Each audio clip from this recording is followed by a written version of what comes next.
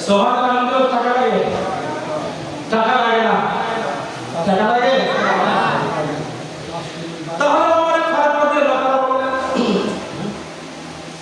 আমার রাসূল করিম সাল্লাল্লাহু আলাইহি ওয়াসাল্লামের মিলাদুন নবীকে যারা ইজ্জত করবে, মিলাদ মানে আগমন, আমার নবীজি দুনিয়া সেজন্য যারা খুশি উদযাপন করবে। এখন বলতে পারেন খুশির দলিল কি? ওয়ারাফানা লাকা যিকরাক, রাসূল করিম সাল্লাল্লাহু আলাইহি ওয়াসাল্লামের ইজ্জত আকাশ চুম্বি একটু দলিল দিলেন, কিন্তু আমরা যে খুশি পালন করবে কোরআনে আছে কিনা? আল্লাহ তাআলা বললেন, কুল বিফাদলিল্লাহি ওয়া বিরহমাতিহি ফাবিযালিকা ফালইফরাহু। হে পৃথিবীর মুমিন, আমার থেকে যে ফজল, আমার থেকে যে রহমত, যে নিয়ামত তোমরা পাইবা, সেই নিয়ামতের জন্য তোমরা খুশি পালন করবা। তার মানে তোমার সন্তান দীর্ঘদিন হয় না, আমি নিয়ামত স্বরূপ একটা সন্তান তোমাকে দিয়েছি, তুমি আকিকা করে মানুষকে খাও, খুশি পালন করো। তোমার চাকরি ছিল না, একটা চাকরি হয়েছে, চাকরি নাম নিয়ামত আমি তোমাকে দিয়েছি, তুমি খুশি হও। তুমি কোরআন মাজিদ পড়তে পারতা না, তুমি কোরআন মাজিদ পড়া শিখেছো, এলাকার মানুষকে খাওয়াও। আমরা ছোটবেলায় দেখেছি আম পাড়া ধরলে মিষ্টি খাওয়ানো, কোরআন শরীফ ধরলে ছাগল জবাই করে খাওয়ানো। এখন সেই রেওয়াজ নাই, যেখানে খাওয়া সেখানে খাওয়া নাই। বিয়েতে খাওয়া দাওয়া আছে, জন্মদিনে খাওয়া আছে, মেহমানদের হাজার হাজার টাকা খরচ করে খাওয়া আছে, কিন্তু যে কোরআন মাজিদ শিকার করে খাওয়াতে হবে, কারণ খুশি হতে বলেছে নিয়ামত। এখন যদি আপনি বলেন আমি ঘুষ দিয়ে পুলিশের চাকরি পেয়েছি, এটাও নিয়ামত।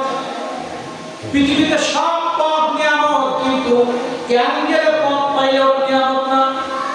ডাইরেক্ট ইহদিনাস সিরাতাল মুস্তাকিম, আল্লাহ রাসূলের পথ ধরে যেটা পাবেন সেটা নিয়ামত। আল্লাহ রাসূল সাল্লাল্লাহু আলাইহি ওয়াসাল্লামের পথের বাইরে হাত ঘুরিয়ে যদি কোনো নিয়ামত পান, ওটা কিন্তু নিয়ামত না। একটা হালাল পথে আপনি যেটা পাবেন ওটা নিয়ামত, আর যদি হাত ঘুরিয়ে অর্জন করেন ওটা গজব। ওই সম্পদে আপনার শরীর নষ্ট হবে, আপনার মেধা নষ্ট হবে, ঈমান নষ্ট হবে। আর আল্লাহ রাসূলের কথা থেকে 10 টাকা আপনার পকেটে আসলে ওটাকে জান্নাতি নিয়ামত বলা হয়েছে। আর হাত ঘুরিয়ে যদি কোটি টাকা আপনার পকেটে আসে, ওটা জাহান্নামের আগুন ঢোকানো হলো। এখন আল্লাহ তাআলা বলেন, আমি তোমাদের নিয়ামত দিয়েছি। এখানে আপনি বলতে পারেন রাসূল সাল্লাল্লাহু আলাইহি ওয়াসাল্লাম নিয়ামত দেখা করবেন তো আরো তো অনেক নিয়ামত আছে। এখন আপনাদের কাছে প্রশ্ন করি, পৃথিবীতে রাসূল সাল্লাল্লাহু আলাইহি ওয়াসাল্লাম যদি দুনিয়ায় আসতেন 5 ওয়াক্ত নামাজ পাইতেন? তাহলে 5 ওয়াক্ত নামাজ জান্নাতে নেওয়ার একটা নিয়ামত। মসজিদ বানায় ওখানে সেজদা দিতে হয়, এটা কে শিখিয়েছে? আগে তো মানুষ নিজে নিজে নামাজ পড়তো, কিন্তু সুন্দর পরিবেশে একসাথে জামাতবদ্ধ নামাজ পড়লে যে ফজিলত, এটা কে শিখাইছে? আপনি কোন পদ্ধতিতে বিবাহ করলে স্ত্রী হালাল হবে, জিনা থেকে বাঁচিয়েছে কে? সন্তানকে কিভাবে লালন করলে সমাজের মানুষটাকে ভালোবাসবে, কে শিখাইছে? তাহলে যত নিয়ামত আপনি পৃথিবীতে দেখতেছেন, সব নিয়ামতগুলো আমার নবীজি শিখাই গেছে। এজন্য নিয়ামতের শ্রেষ্ঠ নিয়ামত হচ্ছে রাসূল করিম সাল্লাল্লাহু আলাইহি ওয়াসাল্লাম। এজন্য বলা হয়েছে যত নিয়ামত পেয়েছো শুকরিয়া আদায় করো। আর যারা মুমিন তাদের কাছে জীবনের সবথেকে শ্রেষ্ঠ নিয়ামত হচ্ছে রাহমাতুল লিল আলামিন আগমন। এজন্য আমরা রাহমাতুল লিল আলামিনের আগমন, আল্লাহ তাআলা বলেছেন যে কোন নিয়ামত যখন পাওয়া খুশি উদযাপন করবা। তো রাসূল করিম সাল্লাল্লাহু আলাইহি ওয়াসাল্লাম আগমনকে আমরা শ্রেষ্ঠ নিয়ামত মনে করি। এজন্য খুশি হয়ে তকবীর দিতে রাস্তায় মানুষকে পাগল করে ফেলাই, আর এই মাহফিলে বাদনামি করি, মানুষকে ইচ্ছা মতো খাওয়া। কারণ আমরা ওই পাগল। কোন নিয়ামতের পাগল? যে নিয়ামতের পাগল হলে লাভ আছে, আমরা তার পাগল, ঠিক না? ওমর ফারুক রাদিয়াল্লাহু তাআলা বলেন, আমার গলা কিন্তু ভাঙা ছিল, হুজুর বলল না এই নিয়ামতের কথা বলি, গলা শুধু ভাঙার সুযোগ নেই, ভাঙা থাকবে অবন্তি বেরোবে, কারণ আসছেন করতে ওপরের থেকে। আল্লাহ তাআলা বলেন, আমার নবীর ইজ্জত তোরা কি দিবি? পৃথিবীতে খাওয়ার কাজ দিছি মানুষের, আমার লাগে না, তোরা খাস। নামাজ আমি পড়ি না তোরা করিস, ব্যবসা আমি করি না তোরা করিস, চাকরি আমি করি না তোরা করিস, রাতে ঘুম তোরা করিস, আন্না লা তাকুলহু সিরাতু ওয়ালা নাওম। আমার কোনো ঘুম নাই, তোদের ঘুম পড়া লাগে। তা আমার কোনো কাজ নাই, তোদের কাজ দিয়ে ভরে গেছি। ব্যবসা করা লাগে, ঘুমানো লাগে, বের করা লাগে, ব্যবসা করা লাগে, আমার কিছুই লাগে না। কিন্তু আমি একটা কাজ করি। কি কাজ? ইন্নাল্লাহা ওয়া মালাইকাতাহু ইউসাল্লুনা আলান নবী।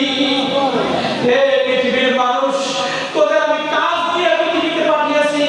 আমি আল্লাহ, আমার কোনো কাজ নাই, কিন্তু একটা কাজ আমি হাতে নিজ দায়িত্বে নিয়েছি। সেই কাজটা হচ্ছে 24টা ঘন্টা পৃথিবীর শুরু থেকে আমি এই আমলটা করেছি, এখনো করতেছি। পৃথিবী ধ্বংস হওয়ার পরেও সব শেষ হয়ে যাবে, কিন্তু এই কাজটা জারি থাকবে।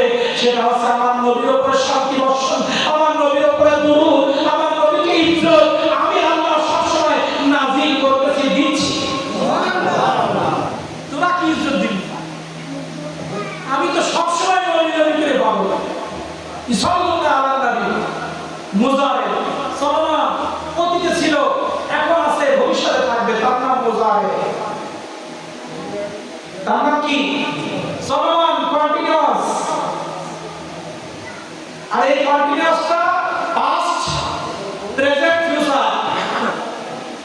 কন্টিনিউয়াস বর্তমান আছে, কন্টিনিউয়াস পাস্ট আছে, কন্টিনিউয়াস প্রেজেন্ট আছে, কন্টিনিউয়াস ফিউচার আছে। আছে না?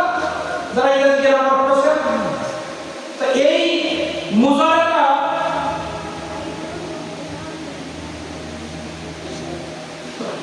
বারোটার মধ্যে শেষ করবো না? হ্যাঁ, শেষ করবো না? আপনার চালিও হবে না, মোটামুটি গোছায় নিয়ে আসছে। আমাদের দরকার বরকত, ঠিক কিনা?